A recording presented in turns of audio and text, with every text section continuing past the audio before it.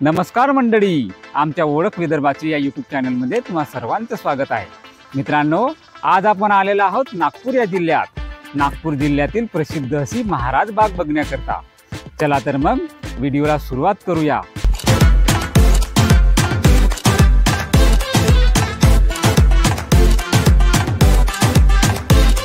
महाराज बाग हे उद्यान नागपूर शहराच्या मध्यभागी आहे। ही जागा नागपूर विद्यापीठाच्या आवारात येत असल्यामुळे ती नागपूरच्या ऐतिहासिक वारशाचा एक महत्त्वाचा असा भाग आहे। या महाराज बागेची स्थापना नागपूरच्या भोसले घराण्यातील शासकांनी केली होती।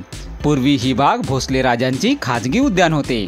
ब्रिटिश काळात या बागेचे व्यवस्थापन सुधारण्यात आले आणि नंतरच्या काळात ती नागपूर विद्यापीठाकडे हस्तांतरित करण्यात आली। ही बाग बघण्याकरता लहान मुलांसाठी 20 रुपये आणि मोठ्या व्यक्तींसाठी 40 रुपये इतकी फी आकारण्यात आलेली आहे। या तिकीट काउंटरवरून तिकीट घेऊन आपल्याला आतमध्ये प्रवेश करावा लागतो। आता आपण बघूया इथं या महाराज बाग मध्ये जो हा प्राणी संग्रहालय आहे, यामध्ये कोणकोणते प्राणी आहेत आणि आपण त्याच्याबद्दलची डिटेल अशा प्रकारे माहिती घेण्याचा प्रयत्न करूया। चला तर मग बघूया प्राणी इथे कोणकोणते आहेत ते। या प्राणी संग्रहालयात आपल्याला वेगवेगळे प्राणी बघायला मिळतात। त्यातलाच आपला राष्ट्रीय प्राणी आणि वन्य जीवनाचा अभिमान असलेला हा बंगाली वाघ। जगातील सर्वात प्रसिद्ध वाघांच्या प्रजातींपैकी एक असलेली जात म्हणजे ही बंगाली वाघ। या वाघांबद्दल सांगायचं झालं तर साधारण 180 ते 250 किलो पर्यंत वजन असलेल्या या नर वाघाची लांबी ही साधारण 3 ते 3.25 मीटर पर्यंत असते। या बंगाली वाघांचे पिवळसर नारंगी शरीर काळ्या पट्ट्यांनी सजलेलं असते। पोटाचा भाग हा पांढरट असतो, परंतु त्याच्या पट्ट्यांची रचना प्रत्येक भागांसाठी वेगवेगळी असल्यामुळे त्यांना ओळखायला सोपं जातं। इथं वाघांना पाणी पिता यावं याकरिता पाणवटे सुद्धा बनवण्यात आलेले आहेत। या पाणवट्यांवर जाऊन वाघ हा पाणी पिऊ शकतो।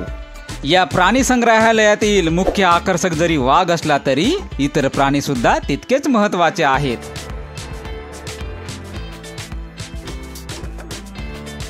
पानमांजर हे भारतातील एक दुर्मिळ असं प्राणी आहे। अत्यंत चपळ आणि झाडांवर चढण्याचा उत्कृष्ट असा कौशल्य असलेला हा प्राणी रात्रप्रेमी म्हणून प्रचलित आहे। अस्वल हा मोठ्या आकाराचा आणि मजबूत अशा शरीरयष्टीचा प्राणी आहे। मांस आणि वनस्पती असे दोन्ही खाणारा हा प्राणी सर्वभक्षीय म्हणून प्रचलित आहे। अस्वल हा प्राणी सहसा एकटा राहणं पसंत करतो, परंतु मादीही पिल्लांसोबत असते।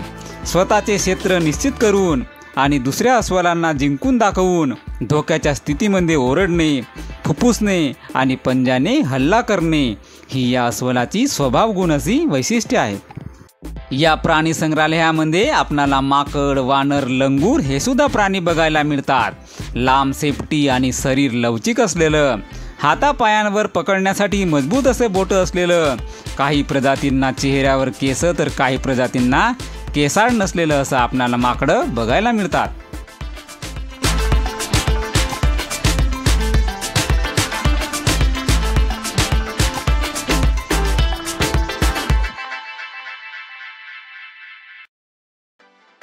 या उद्यानात आपणाला वेगवेगळ्या प्रकारची पक्षी सुद्धा बघायला मिळतात।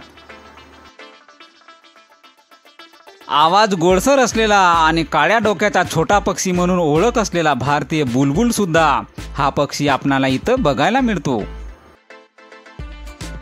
सोबतच इथे वेगवेगळ्या प्रकारची सुद्धा पोपटे, कावळे, हरियाल, चिमणी, कोकिळा या पक्ष्यांची वेगवेगळी प्रजाती सुद्धा इथं बघायला मिळते।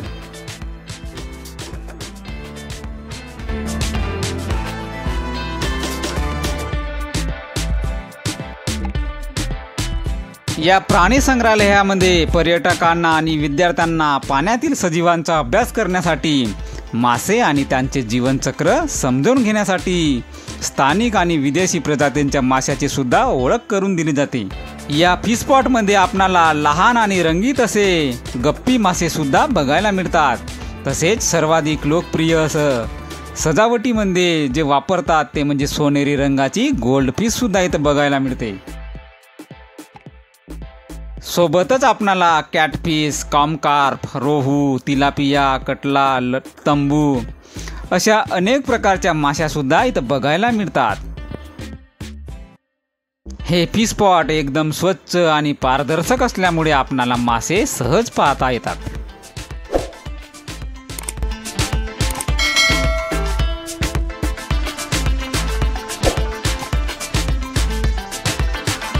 या उद्यानामध्ये लहान मुलांना खेळण्याची उत्तम अशी जागा आहे, ज्यामध्ये वेगवेगळे झोपाळे, वेगवेगळ्या आकाराच्या आणि उंचीच्या स्लाईड असलेल्या घसरगुंड्या, गोलाकार फिरणारी चक्रे आणि मजबूत दोऱ्यांनी तयार केलेली जाळी, ज्यामुळे मुलांना चढण्याचा सुंदर असा अनुभव घेता येतो। संतुलन साधण्याचा सराव करण्यासाठी संतुलन बीम आणि टीटर टॉटर यासारखे अनेक खेळांची इथं साधने सुद्धा बघायला मिळतात।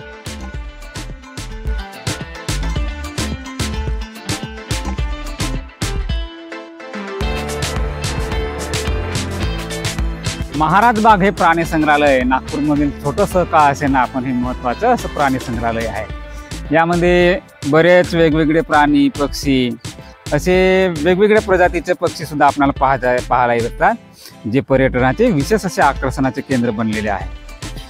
महाराज बाग हे नागपूर हे निसर्गप्रेमी आणि प्राणीप्रेमीसाठी यांच्यासाठी एक अप्रतिम असं ठिकाण आहे।